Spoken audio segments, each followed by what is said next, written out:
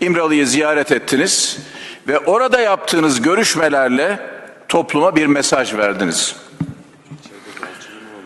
Bakın, sizin 50.000 kişinin katili, polisimizi, askerimizi, öğretmenimizi, korucumuzu şehit etmiş, insanlarımızı katletmiş bir alçak teröristin mesajlarını Türkiye'ye taşımak gibi bir sorumluluğunuz yok.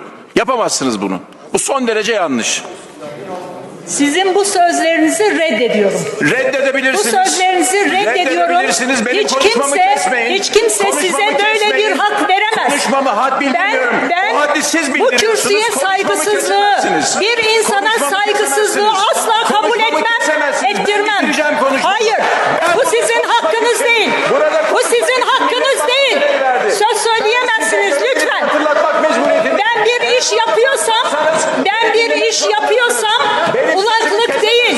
Ben bir iş yapıyorsam eğer, Türkiye'nin geleceği için yapıyorum. Türkiye'nin geleceği için yapıyorum. Bu ülkenin barışı için yapıyorum.